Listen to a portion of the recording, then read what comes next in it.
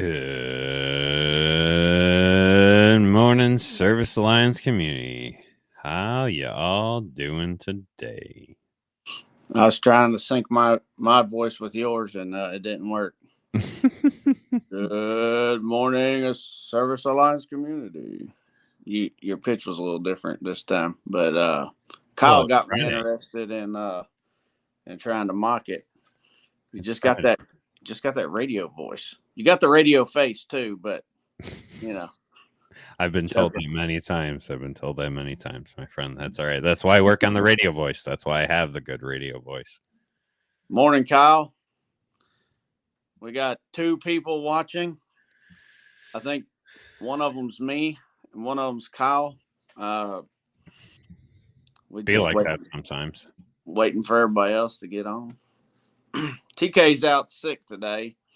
He's been having the sniffles and coughing. So stay away from TK. Doug's back. Oh, Doug's gone. Doug came back, then Doug went away. Doug's back. Doug's back. It's a great day at Action Appliance, people.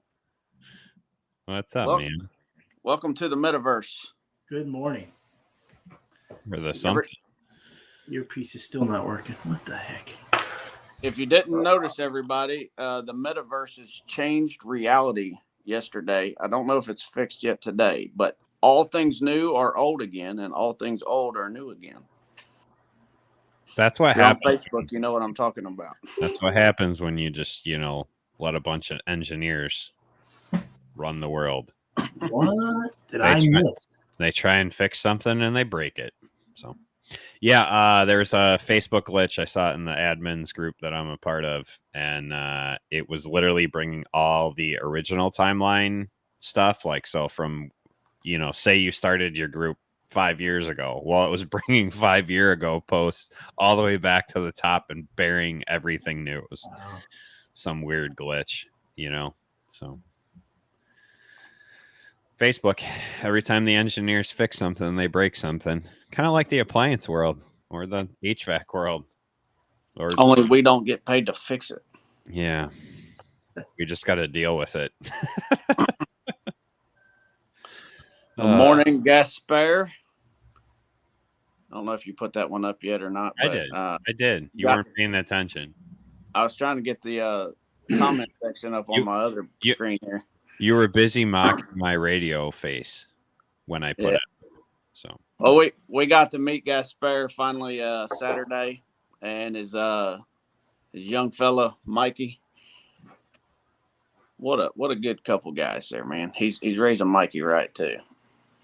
Morning, Alex. Another one we met in sunny Georgia Saturday. Good to meet him. Alex was he our number 2 fan? I think he's number 3. I think we discussed we had a number 2 yesterday. Maybe he is our number 2. I don't know. Should we start posting a ranking list for them to fight each other? That's exactly where I was going with this, man. Battle Royale. Anybody from the Marines? Oh, my buddy, Stephen Hughes. What's up? Lexington in the house. Click the button, Steven. Click the button. Just click the button in the link. You click the button at the top of the post, Steven, and it'll put your name out here. We'll know who you are. Stephen Hughes. Leading the way, man. Number 1 in Lexington. I'm trying to be number 2. Doug, does it feel like Wednesday or Thursday to you? Today, it feels like a Friday, man. Well, that's good. I felt like it was a Friday. EJ's like, hey, it's Thursday, so you're bringing the devotion. I'm like, no, it's Freestyle Friday. Like, you lost the whole day, buddy. That's because he had a COD LG compressor job yesterday. So now he just wants one more day to see if he can grab another one. That's all. I know how EJ thinks. I got one today. See? There you go. You want your Friday to keep going if you got another one, right? So, hey, EJ, I hope this is the right place. How did that first experience with the BNI group go yesterday? Oh, yeah. It went really well. I actually showed up. It was about how I expected, maybe a little better. There's probably 30-something people there. But they had a similar structure to what we do. each person gets to talk, and they let me pass around my business cards. I did a 45-second pitch for my first day, and they gave me a packet with a stack of business cards, and several people pulled me to the side afterwards, interested in appliance repair services and also services that they provide. So I think it's something that'll work out. I'm going to go next week. Good. That's just so Gaspar wants to know how you put your rolling shield system rack together. It's the same way that I did mine. It's Milwaukee pack out, right? Yeah. So Gaspar, I'll try to tag you in the post, because Todd Kirk asked as well. And I made a post about my whole sealed system setup with my van and my pack out about a month ago. But I'll try to tag you in it today. You just got to level up and get the drawer, man. That drawer is it's the way to go. I'm telling you. I love it. That's a pretty cool name. Does Gaspar have an accent as well? Not really. What? You have a cool name and there's no accent to go with it? This one's Justin. Good morning, Justin. Yeah, he's got the look though, man. He's like, but I don't know how to explain it, but he's just like really classy. He's got style, and got the hair slicked back with the glasses, and looking like real business Miami. Nice. I love that. Yeah, I'm with Steven here. Pack out beats 8 trips all day long. There's a lot of guys that gave me, when I first posted my pack out, there's a lot of guys that gave me grief on my sealed system pack out, and I went, I take 1 trip, you take 12. Like I don't care. I'm happy with what I do. Like, and that's the thing. Like, that's the thing about tools and the way your vans are set up, and like that's why I spent a lot of time going through and like tagging posts with stuff like that, whether it's tricks or sealed system tools or refrigeration tool, like whatever type of tools they are. You can search the hashtags or whatever, because everyone's a little bit different, right? And so there's people that do it a different way, but like for what works for me, like I have a bigger pack out than EJ does. Like the way that I do mine, I have the 3-drawer pack out, and I have like the extra tools that I use at all time because I don't want to unstack it.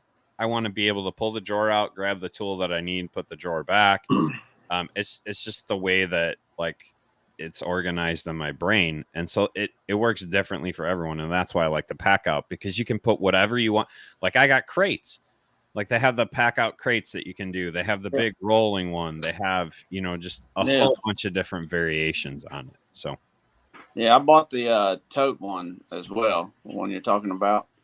I've just not found a use for that yet. So, yeah. So to answer this question, if you are actually concerned about it, there are some upgrades. I bought Harbor Freight no scuff wheels. And I put, you got to put 2 different bearings in, but you put the 2 different bearings in and it, it brings up the size of the axle to the size of the no scuff wheels. And then it's never an issue.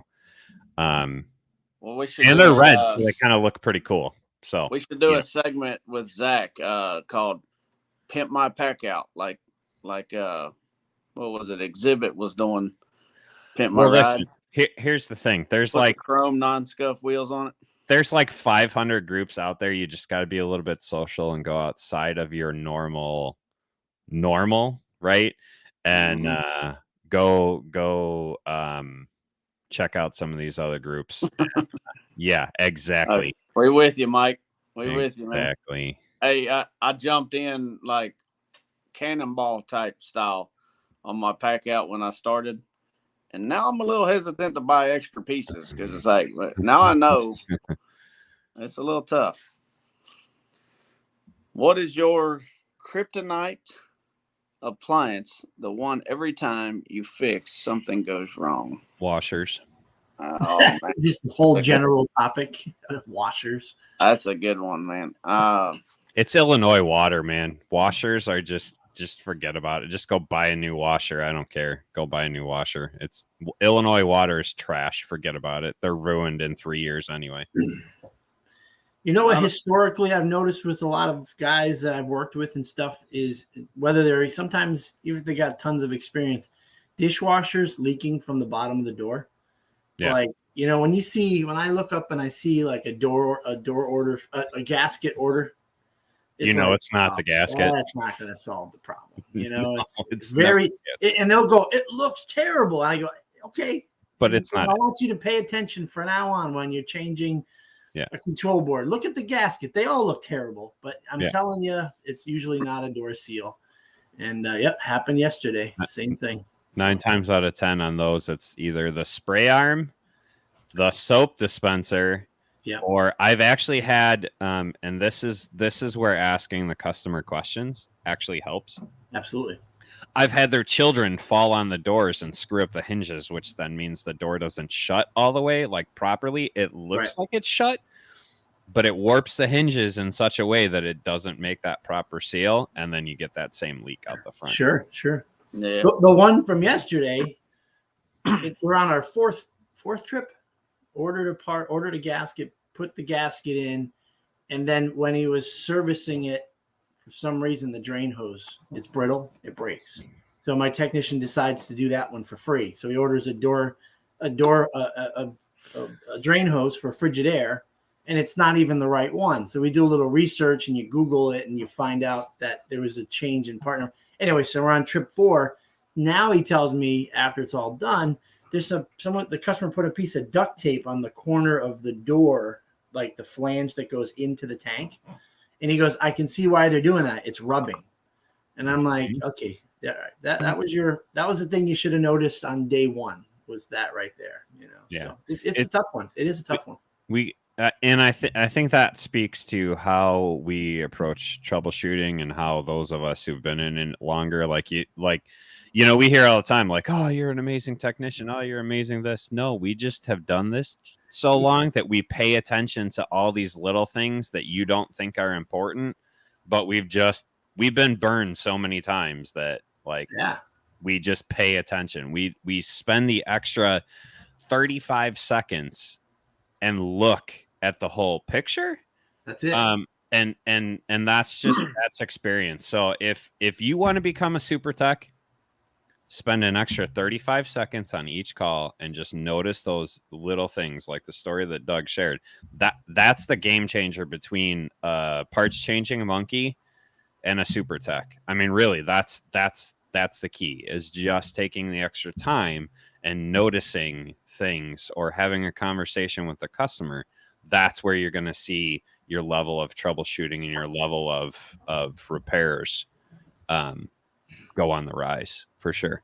Well, since it is a great day at Action Appliance, that's what I'm telling myself when I woke up this morning on a Friday. I just looked at the ticket yesterday. So, he was there for an hour and 25 minutes. Talked to me a lot. So it's a refund of everything but the service fee. The customer is going to go buy a new one, and we'll throw away a perfectly good dishwasher and door seal. So this comment is my favorite. Someone actually said to me the other day, they were asking me on recommendations, and I said, well, if it's got Whirlpool on it, just don't buy it right now. And they kind of looked at me and they're like, so just like, no, I'm like, the entire brand, anything that falls under them, just don't do it right now. And they're like, what do you mean? I'm like, just don't. Like, just it's going to take me another hour to tell you all the crap that's going wrong with Whirlpool products right now, and back orders and parts delays and excuses and everything else that they're throwing out there. Just don't. So that was really very bitter today, Zach. No, I'm not bitter. It was just really funny that he said that. Like, he's been fighting that and he's ready to give up on it. Like you had a bungee cord on you and you just took the jump, man. I'm all about, I'm spicy. It's Friday. I'm spicy. I'm ready to roll. Hey, now that we've got a good amount of people watching, let's do the announcement here. It is Ask Us Anything Friday. We're up here rambling, but if you have any questions, let us know. I'm glad I'm not alone in my mindset. I am not alone in my mindset. Yeah. Prove me wrong, Doug. Prove me. I didn't say I wouldn't work on them. I just said that's what's going on right now. It's all temporary, of course. Right? It is. Well, 1996, right? My cell phone was this big, and I'm on the phone in the driveway after condemning the third Whirlpool refrigerator compressor. Jay, it's over. Appliance repair is done. It's done. I got to go to college, man. He's like, relax. It's going to be fine. Then stainless steel started getting real popular. High-end kitchens over the next decade, front-load washers. We're all good. People love to buy crap, so we're all set. TK and I have a very similar mindset in this. I actually said this to a customer. I said, Whirlpool makes the worst stuff right now. Give me Samsung or LG. At least I can fix it.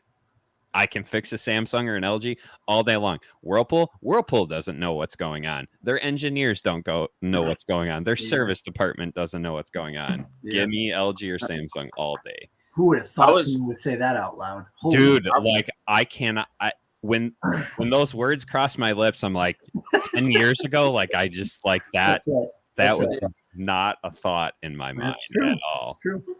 I was just sitting there wondering, where is Andrew? There he is. He's got his own show now. He's got to be in his first call by 8, I would think. Yeah. He plans his day around us. We got a question here. What's your favorite hobby outside of appliance repair? I like doing drone photography. So I even do that sometimes throughout the day. I'll schedule it in like a call. I did one yesterday after the LG I did.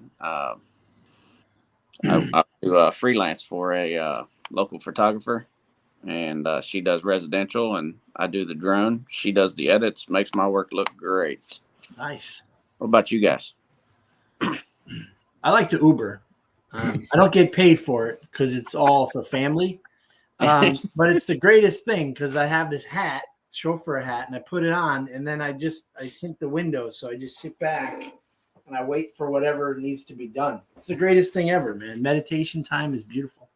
Do they tip?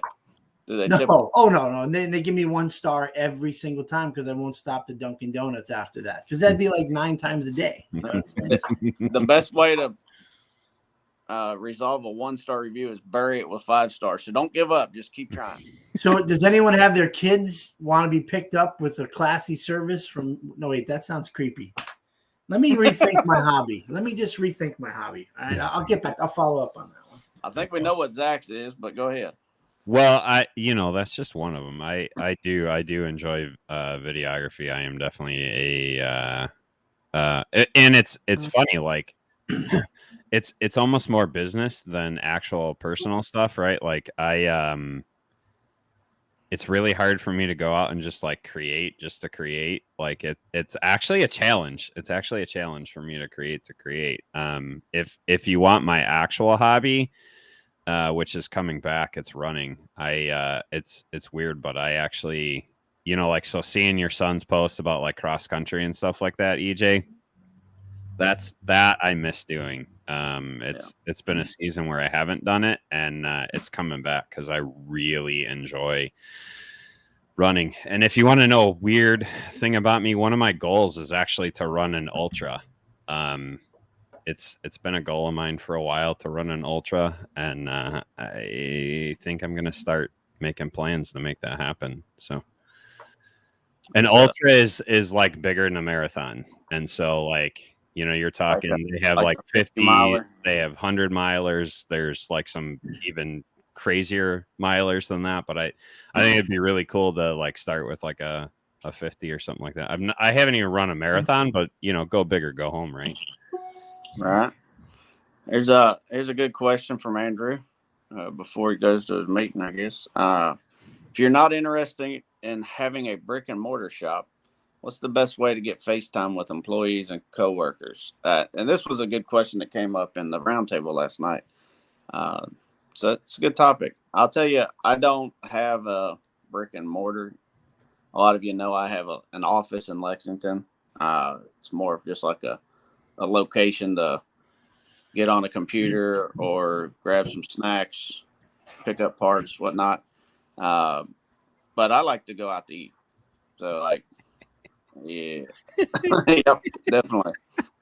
But it just sounds like fun. It just sounds like fun, man. So I used to do like a eat out day. Like, let's meet for breakfast or meet for lunch. Bring everybody together. You know, maybe a monthly Saturday or a Friday night or something. You guys got ideas? Well, Connecticut, second smallest state in the union, right? But we don't have our guys come here, and they haven't come to the office in 15 years. So we've been using WebEx, and then once the pandemic hit, this thing called Zoom, and have weekly tech meetings. Now some of my office is remote staffed as well, so we'll Zoom meet our office meeting once a week. However, doing it for this long, the con to that is there's a disconnect. They almost feel like they're not always part of the team, right? They feel like they're on an island a little bit. And so for sure, EJ's onto something. And so just currently, I'm trying to get my service manager to switch gears, break our team up into two, and go have a breakfast at a diner and have the meeting face to face, because engagement is withdrawing. When you can do these WebEx and Zooms, people aren't engaging. And so they're almost, and I'm starting to see they're kind of resenting the fact that they have to come to the meeting. Meanwhile, the meeting is there for them to network and to share, but it doesn't always work. But we've also been doing it a really long time. So I would say you got to mix it up with all that stuff. Yeah, I think it's important. I think it's important to go both ways. Like, there's no excuse in today's connected world to have to get together face to face. Now, I'm not saying that you shouldn't, because face to face connection, hear that for what it is. Like, face to face connection is more important than anything else. And I am so glad to be able to do that. Like, I spent the weekend with over 200 coaches in a face-to-face. These are people that I see on Zoom all the time. And it's a different connection than face-to-face. So hear that for what it is. But there's no excuse to not be able to connect in some way, shape, or form. And the other thing is, make sure that your meetings make sense, right? Make sure that there is a clear and concise purpose to it. Because I am one of those people that believes if it can be sent in an email, why the hell are you having a meeting? You know what I mean? Like, it's not necessary to have certain meetings. A meeting to have a meeting is stupid. So don't do it. But if there is a purpose of like networking, make sure that that's very clear to your team. Like, go out and have the coffee, go out and have the breakfast, whatever. Make sure that that's very clear that that's what that is.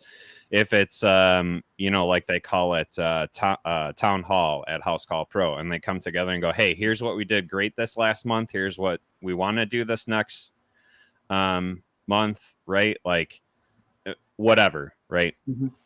Those are all important things to do. Kyle, so here's the deal. I literally say this every single morning. I love you, buddy. Look at the top. Look at the top. Look at the top. Look at the. So for anyone out there, any announcements, anything important is up in the pinned posts. So whether you're on mobile or desktop, at the very top, there's that carousel that goes along. That's the important stuff going on. So the roundtable, as soon as we get the announcement from Alex, gets pinned up there. When we have our hot seat topic, that gets pinned up there. The new template for that, it's pinned up there. The group rules are pinned up there. The podcast, the weekly podcast, is pinned up there. So anything important, I have been very conscious of making sure that myself or one of the other guys on the team gets it pinned up there. That way you know what's going on. That way you're in the know. There's a question from Rob Jones. I think he may be a little partial to Samsung, but hint. If Samsung was to offer their STG and training platform to servicers outside of their warranty network, what price would you feel is fair, either monthly or yearly? Yeah. So isn't that kind of an unfair question, though, because they've already released what their pricing is? Is Rob with Samsung? I believe so. Okay.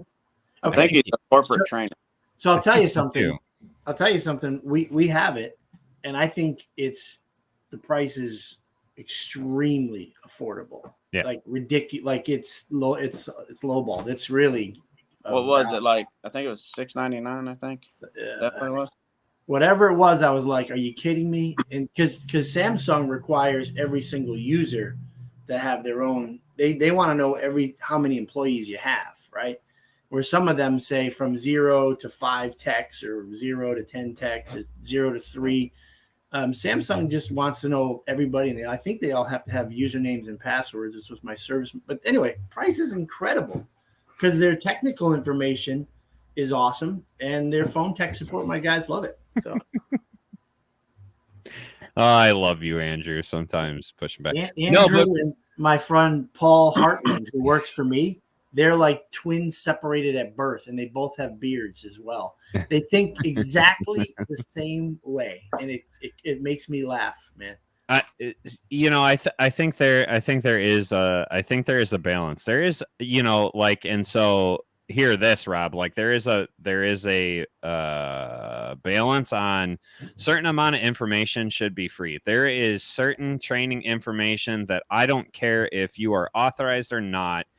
It should be available to the public. Now, that being said, certain tools, certain training, absolutely make sure that is like paid, right? Like it costs money. Like, it costs money to do what we do. Right. And so like I'm all about certain aspects of that tool being paid, but there is some information that really like needs to be available. Well, yeah, because if a manufacturer doesn't have any authorized companies in territories that they sell their stuff, then they're disrespecting their customers, and they better make it available. Yep. So it's a tough one. Unless they've got the authorized service locked down in North America, these manufacturers should be working with us to make it, at least let us pay for it, I think. So I want to address that real quick. What you just had up there, EJ. Yes, that was messed up. Yes, I talked about it at the beginning. It's a glitch in Facebook. It was misordering everything, but you know what was still there? All the announcements at the top of the group. Like that did not change at all. That was there. To give it with just a different flavor and different voice, because Zach is right. But I'm the kinder, gentler version. Okay. Round tables led by Alex. Excellent information. Okay. Great participation in the group usually. I learned a lot from it. It's the last Thursday of every month. I put it in my calendar. He actually gives you a calendar link that you can put in, so that way it just pops up and you don't have to depend on Facebook. Our hot seat topic is very similar to the round table, but it is an invited guest, and it's kind of Ask Me Anything, little guided interview with the people. Every second Thursday, or not every other Thursday, but the second Thursday of every month to offset the round tables. So you got the second Thursday and the last Thursday of the month, or there's always going to be something on one of those nights. So put it in your calendars. Yep. Mark them. Same time. Gasper, by the way, made a good point, right? You don't want this stuff to be free because you don't want every hack under the sun. You got to be a company or a person invested in giving excellent service and knowing that you should be paying for these tools. But there's no reason it can't go through a parts vendor. It can't go through a group like ours. It can't go through. You know what I'm saying? Like that's what I mean by free, right? Like there's a level of that where it's anyway. Yeah. Andrew says not paid, proven, not available to everyone. Just people willing to prove experience and professionalism. Yeah, there is something to be said about some manufacturers not being willing to partner with people. Steven, he pushed the button. Welcome. Good job, Steven. Good job, Steven. Round of applause. No, but there is something to be said about manufacturers not being willing to play ball with everyone, right? Because, like, perfect example, Whirlpool. No one in my area can do any service work for Whirlpool. at all. Period. Because Diamond Factory Service is in the area and they're busy. I wish, like, I don't want to talk bad about anyone, but oh my gosh, the number of stuff that I get back, like, because if you lock things down, if you make things so exclusive that all your eggs are in one basket, sure, there's some issues that creep up. Rob Competition is a good thing. Rob Just saying. Says, yep, agreed. I was an independent COD business owner and servicer prior to joining Samsung 2 years ago. So when I ask it is from the servicer perspective, so I can push for full release as much as I can. That's great. That's great. Yeah, Rob's bringing perspective because corporations sometimes struggle to see the ripple effect. Yep. You know, like Marcone went and started restructuring the way their branches make money or evaluate how they make money. So like all of a sudden, if I bought $5,000 worth of parts in my local Marcone shop, it didn't count towards the shop. It only counted towards the corporate account, my online account. So all of a sudden that Marcone branch isn't making any money and they shut it down. They shut down hundreds and hundreds of branches around the country going, there's no need for them. They don't work anymore. Yes, they do, idiot. You tie their hands behind their back. You're not watching the ramifications of a small decision here and there. That's what's nimble about a small business. I could try something. If it doesn't work, we can go back, but I got the pulse on it. Right. These big corporations. So Whirlpool is an idiot for doing what they're doing with their authorized servicers, you know, and all that. It's crazy. And I want to thank you for the perspective that you bring, Rob Jones. We haven't gotten to meet, but I want you to hear me that I am the devil's advocate always. And so I will always push in a different way, shape, or form just to get the conversation flowing, because that's just that's what I do. Like, that's just my way of doing it. And I think it's because I take it from the perspective of like what we do in the group is almost like a media organization. Like what my role in the podcast and the group is more like I'm going to look at it from different perspectives, right? I'm going to drag things out. So I was thinking about it, and before I got to answer, the conversation went. I love the idea of being able to have that feature and not be a Samsung servicer. I actually went through the process and got completely authorized to be a Samsung servicer, and then they loaded like 60 hours worth of unpaid training that I didn't have time to do. So that's where I stopped. And all I wanted was the STG and the Samsung logo on my van, and I decided it wasn't worth it to me. But if I could pay for it, yeah, I pay for it, and I agree with Doug. It's probably worth it. But I also wish it was just afforded to us. I mean, if you want us to be able to fix the appliances effectively, give us the information to do so. Yeah, and I want to take that a step further, because I think the way that Whirlpool has done their service matters is great, and I think what Samsung is rolling out with the SDG thing is great. But like, now you're talking that servicers have to have like $10,000 worth of subscriptions every year. Like, that's just ridiculous. That's just absolutely ridiculous. And so, like, yeah, there's got to be a better way, right? There's got to be a better way to do this, and I don't know what it is, and I don't know that corporate America can solve it. So, but it is a topic of discussion, especially within our group. You just get used to it. You just kind of get used to it, Rob. But I think it's my responsibility for the members of the group, right, to push and ask those questions, because we have the voice to do it. So I'm going to friggin' do it, you know? Yep. We need is more questions. Anybody got any other questions? I think we beat that horse. We did beat that horse to death. It's dead. It is a really good topic. It is something that is quite important. The co-op. Yeah. Chris is right here. If you think you're trying to run a business, invest in the resources. It matters. Yeah. Doug and everyone, what is the special sauce both you and EJ have done from a culture perspective to clearly be recognized for Servicer of the Year? Genuinely curious. Go ahead, Doug. You're the big dog. I think your employees and your customers need some sort of testimony, right?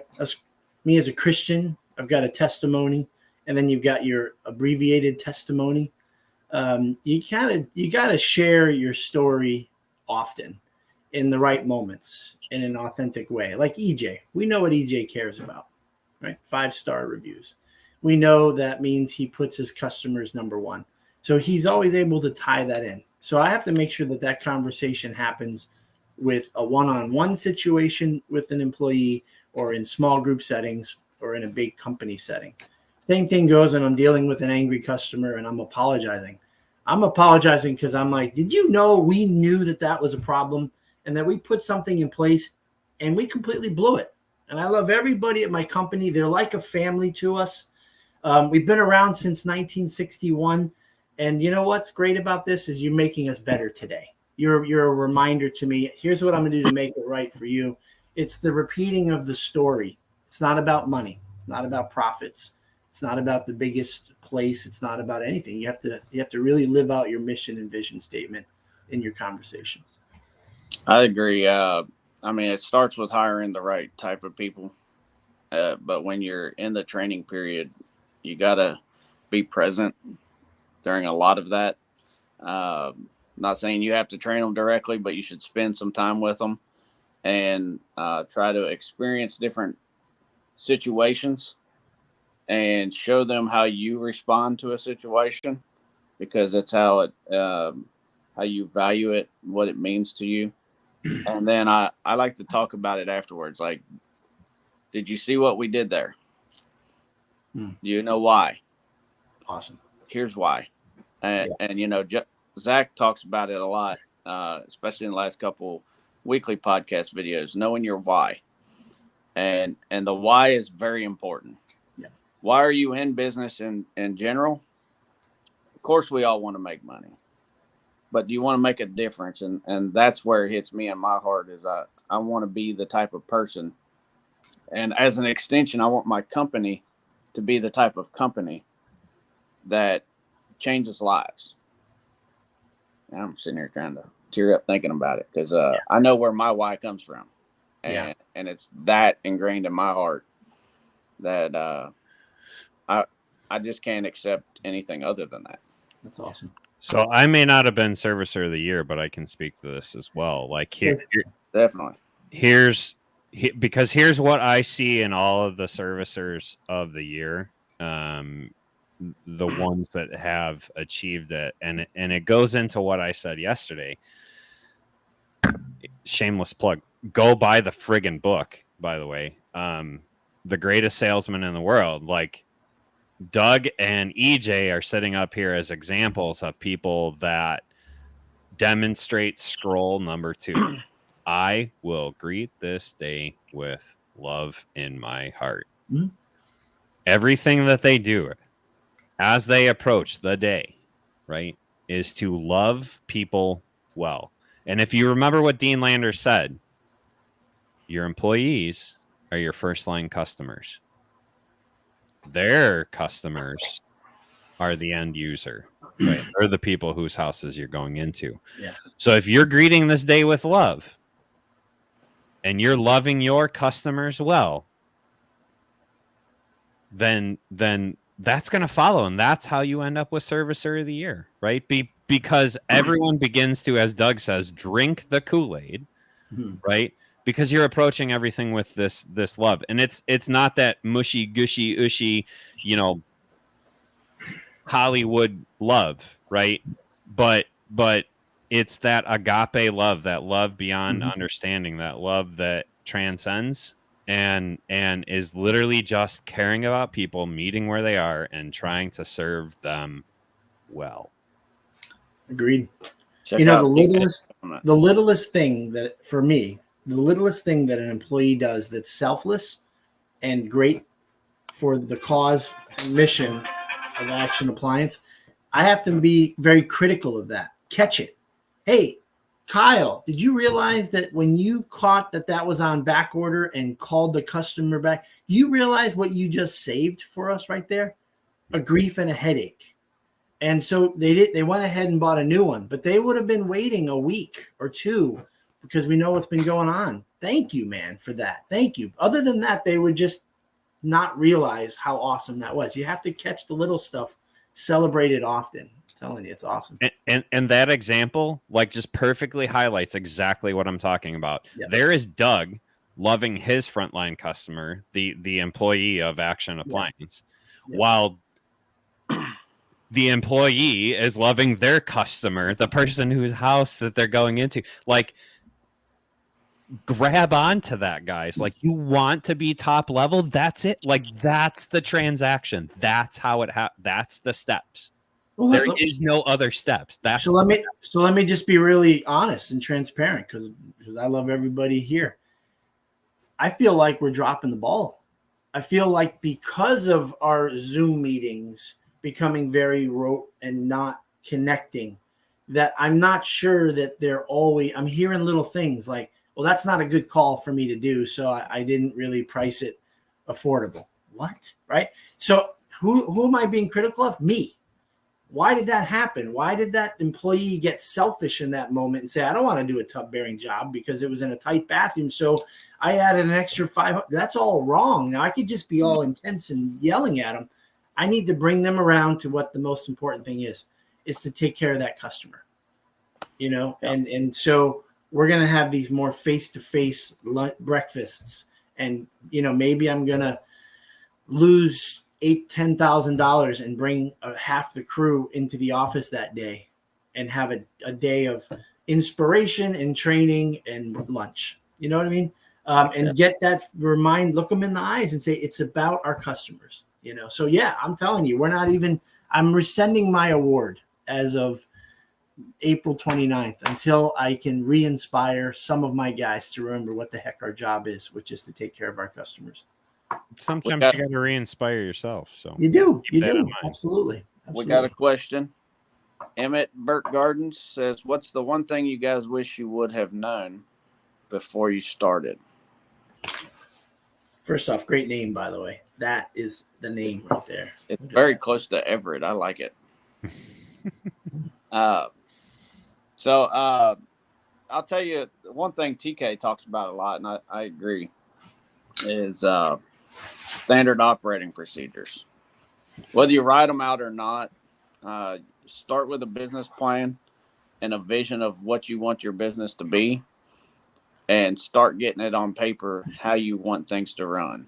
It will change, but start somewhere and get the vision and the operation procedures done. It's so much easier to do it in the beginning than it is to do it as you grow. I promise you that. Do it early. What you guys got? What you got, Doug? I'll be right with you. I would say, because I'm older, that I wished that I didn't take the path of least resistance back in the day when I was young. Like, hey, I can bring in $360,000 a year fixing these machines without learning sealed system. No thanks. And then after you get into it long enough, you're like, I don't feel motivated and inspired. It's a little harder the older I get to learn new things. And do I look back and regret that I didn't learn electricity better when my first 2 years? Do I not wish that I dabbled and did my sealed system hours in the first 5 years so that I have that for the rest of the time? I often would skip on the stuff that was super challenging to me because I was just gravitating towards what's easier and that I'm good at. So I wish I pushed myself harder when I was younger, when my brain was fresher, and that I had less on my plate spinning, all the spinning plates. You know what I mean? Stephen recommended this book to me. Extreme Ownership. It's written by a couple Navy SEALs. Excellent book. I know Zach has read it. I highly recommend the redone version, The Dichotomy of Leadership. And actually, Jocko Willink says, don't read the first one, read the second one, because we learned a lot after we wrote the first one. Dichotomy of Leadership. Either one, they're both great books. Like it's all about self-reflection and learning. Like, you know, Dean shared it's us until it's them. And so that's really what that book is all about. So great authors for sure. Great principles for sure. So I'm going to speak to the guys that are technicians that think they're ready to start a company, and the things that I wish that I would have learned. I wish a lot like EJ, like, you know, he said, have a business plan, have the SOP, like, and he focused a lot on the SOPs. Have a plan. Yes. Have a business plan. Like it. So you're working for someone. You're like, oh, the grass is greener on the other side, and I can make more money, and I can do this, and I can. No, just no. Like that's yes, but no. Okay. If you are structured, if you have a plan in place, if you understand your why is the most important. Like start with why and then move through the rest of these. So I wish I would have understood my why and been able to clearly define that. I wish I would have been able to create a business plan then and there before I did that. Right. And yeah, that was my point, Stephen. Like read them all. There's good things in all of them. Get my SOPs in order as I'm processing through what I did on a daily basis and what I saw working, what I saw not working. And then the other thing is make sure that I had a network as well as a mentor and mentee. Okay. So what I mean in that is that there was someone ahead of me that I could learn from and someone behind me that I could help elevate. And then like we are offering those masterminds at this point twice a year. But that group, that network prior to starting, it needs to be strong to make it through this business. Because literally just in the past 6 months, I've seen guys go out of business. Mm-hmm. And I have lost track of how many guys have gone out of business. And I guarantee if we go in and do an autopsy on it, these things that I'm saying, there's 1, 2, 3, 12 of them within that autopsy, right? So those are important things to make sure that you have in place, right? To understand where you're headed. You don't know where or how to get where you're going if you don't know where you're going, right? You need a plan. So get that in place first. Amen. I'll tell you, when I started, my why was to make extra money. Like I was like, hey, this is fun. I'm making some money. There's kind of a demand for it. Maybe I'll start a business. I'm who Zach is talking to. I was. And and then as I got started, my why changed, but the how changed.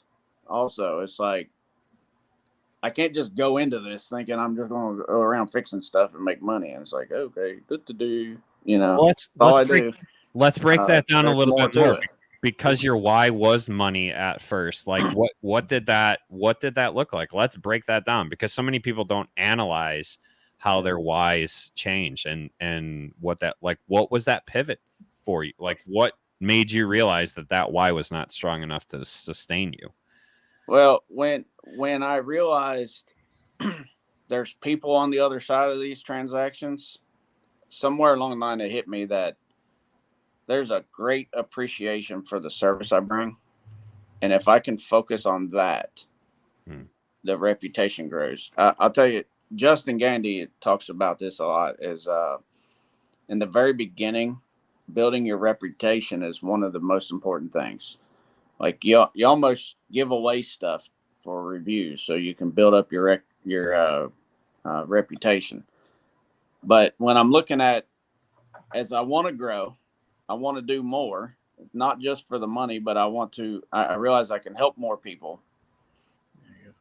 How do I get more people to ask for my help so I can also get more money, right? I treat them better, right? Provide good quality service. And back to the how is, the only way to effectively do that is if you make enough money, right? And like, I didn't have a business plan to the extent that I didn't even know what I charged. Like the first month I did service calls, people would say, okay, how much? And I'm like, $50 plus part, I don't know. What do you want? Like, I'm the kind of guy that I used to help friends and family around. And when they'd ask to pay me, I'd say, I like to eat. You want to pay me? Invite us over for dinner. Feed me, feed my family. I had to learn how to efficiently and effectively run my business in order to continue with my why, because going in at willy-nilly, just going with the flow, see what sticks, is not it's not a plan that you can last long with. And that's why we say this to you guys that are listening. If you're thinking about doing it, it's more than just answering the phone and fixing things. There's so much more to it. And your why has to be huge to bear all of that. That's right. But your how has to be defined so that you can sustain it. I agree, EJ. The why is the inspiration, the fuel, but it has to be big enough because you don't want to max out on it. So your why is to help people, and I like that. That means that you got to find people that are like-minded like that, and that's exciting. I think Action Appliance kind of had a very vague why and didn't feed off of it for a long time. So we were like, from the mid 90s to the mid 2000s, it was like 3 to 8 techs going up and down, right? Of course, the owner being very grateful that he realized that I was able to sustain my family and have a career. And that was good enough. But we had to start to do what EJ was talking about and start to put some concrete things and attach that to our why. So that's how you're going to grow. That's how you're going to see tangible change in your business, and go in a direction instead of just sort of. So I guess we're blessed. We're blessed to still be around, going from 3 to 5 to 8 techs to 1 CSR to, just the wife and craziness and just going up and down. We were swimming in the middle of the ocean with no direction, but the last 5 years have been exciting, and I can look back and go, here's where we implemented something. We added this, we did that, and we've grown our team. So you got to have the why, but you got to set those goals. It's back to the goals thing that makes me a little nauseous in my stomach, Zach. Yeah, I mean, you got to be ready to pivot, because EJ's main foundation, right, is to help a lot of people. But there's other supporting whys that are built on top of that, right? There's footing that comes on top of that why. And then there's the first floor that comes on top of that. And then you're beginning to get into the walls, which is the how, the structure, the way things work, right? That's where the walls begin to come up. So, like, I like word pictures. And so your why, you have to have the biggest foundation. Like, you have to have this huge, strong, and then you have these footings beyond that, and like just reinforce that and help hold that first floor up. And then you begin to get into like, how is that going to happen, and what is this going to look like, and who am I partnering with, and then the house begins to get built up from there. So you gotta, it does start with why. Look at Alex's comment right there. Put that up. See, look at that. He has a desire to what this. All right. He has this desire, and he has the talent, right? And he's getting them. He's doing his 20% markup. Now, Alex, you got to say, what do you want 2 years from now? What do you want a year, and what do you want 5 years from now?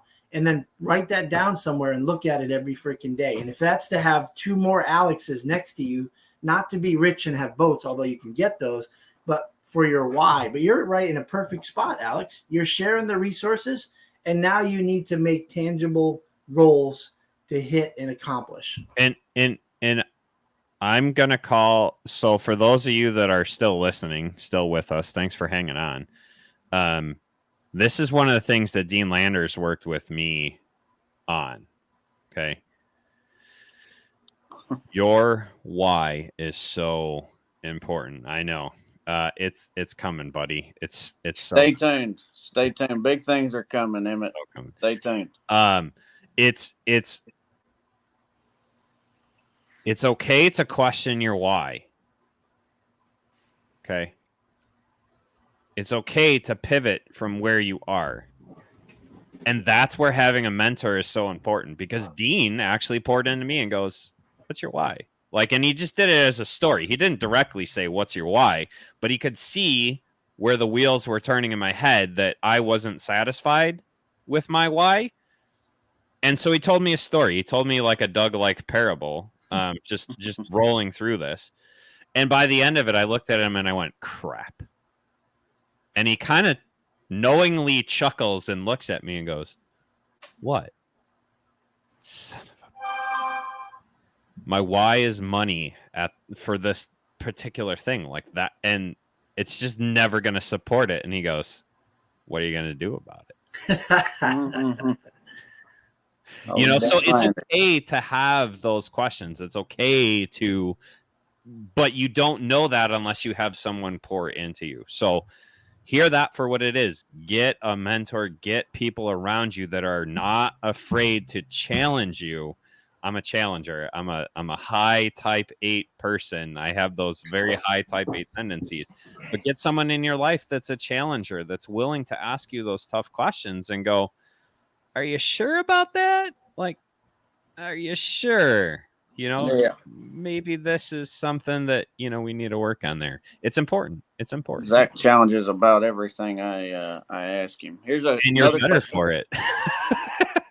Here's another question. I want Doug to answer this one too, since he just joined our mastermind group. What is something you have learned from each other in our mastermind groups for someone considering joining a mastermind? It just reinforces the principles that I already had and just adds a structure to it.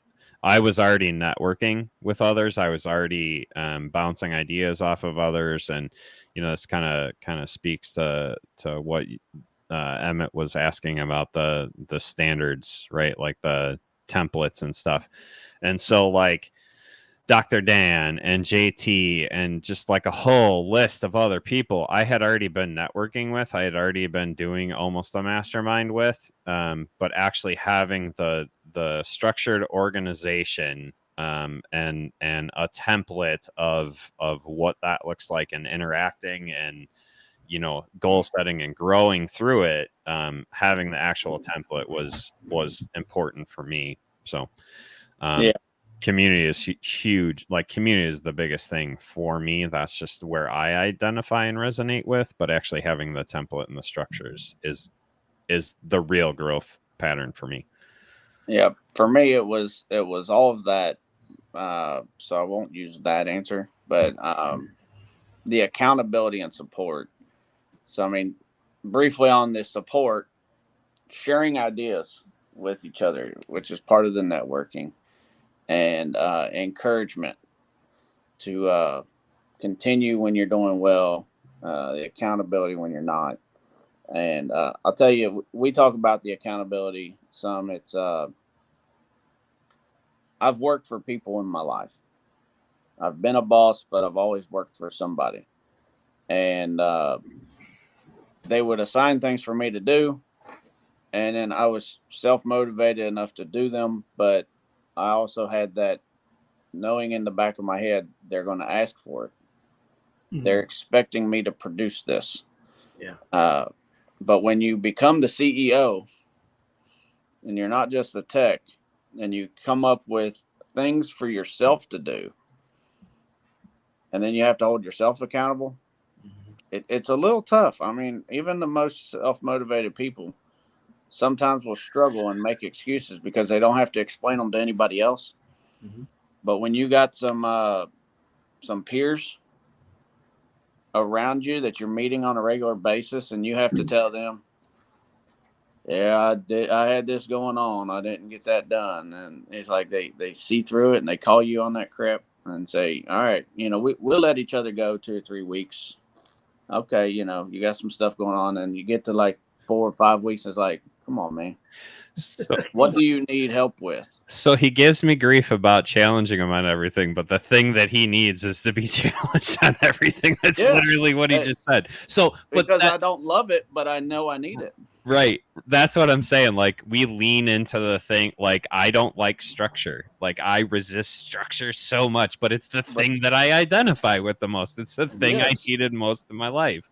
You know what I'm saying? That I'm highlighting so people understand, like, it's okay to lean into that uncomfortable. So I'd like to hear Doug's answer on that one. Man, no, I think you guys covered it all, but I would say that sometimes going through a difficult situation, you have the answer, but it's hard for you to do it because you're in it. So when you come to a peer and you share it and they go, duh, it's this. And you're like, I know.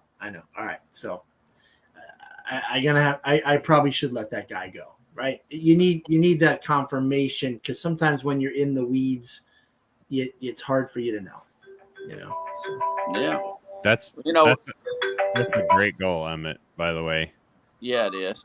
I'll tell you this, as he runs off, I was going to talk, but we talked a little bit about it this weekend.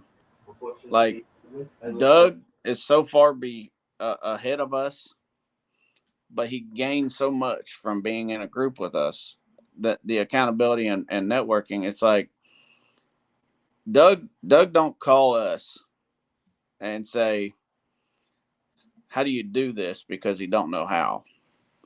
He calls and he shares ideas, and wants that challenge. Either the challenge or the blessing, either one, just shares an idea with us. Talking about you, Doug. You're so far beyond us in the experience and the level of the business you're running that you're not getting a lot of great ideas from us, but you share your ideas, and bouncing them off of people in similar positions helps you make them better and hold you accountable, and it's all the things that you need as well. I do. So, I mean, if you're in a mastermind or a peer group or some kind of networking group where you do this, don't be afraid to be the biggest dog in the room, and definitely don't be afraid to be the smallest one. I'm certainly the smallest one, and Doug being the biggest one, we help each other. We all get something out of it. Can I share on Doug's uncomfortable? Yeah. Since I did the other two of us, I might as well share on Doug's uncomfortable. Doug needs goals. Right, Doug needs that like thing to shoot for, because there's like this relentless pursuit in his head of like just being better, and he wants to be better, and so he doesn't like goals, but he knows he needs to set these goals, and he needs to like step through that. He's shared that in the group. Like, I like, dude, this is uncomfortable. Like, this is not, but I know this is what I need to go to the next level. And you know what's bad about that is that I'll go in a stint where I've got a lot of energy and control, and I set goals and I hit them, and it's exciting, and you just see the rewards, and you would go again, like I think we said the other day, how stupid are those people in the Bible? God just parted an ocean, and you're like, okay, just trust me. And I'm like, no, I need more proof. You know what I mean? Like, I remember last year just setting 3 goals, and I hit them in the first 3 months. And why I didn't like keep going, because it's still always a little bit hard for me to do. So now you guys nag me every 3 Mondays of the month. So, right. It's interesting you say that about goals and challenges, right? And it's one thing I've identified with myself. I've had a lot of jobs before this, and I get bored. Like, I set these big goals. I'm very goal oriented, but I'll set big goals, that are doable, and then I'll reach them, and then I hit a wall. It's like, okay, well, now what? I'm bored. Yeah. I would even go backwards. Like I would get to a manager position and then go to somewhere else and be a tech, just so I can earn a management role again. Just to have fun. But I'll say owning and running a business is like a challenge and a goal that I can continue to push farther. There's nobody saying, no, you can't do that, EJ. You can't get that position because of this. Come at me, bro. You know, I'm going to do it. Ain't nobody stopping me but me.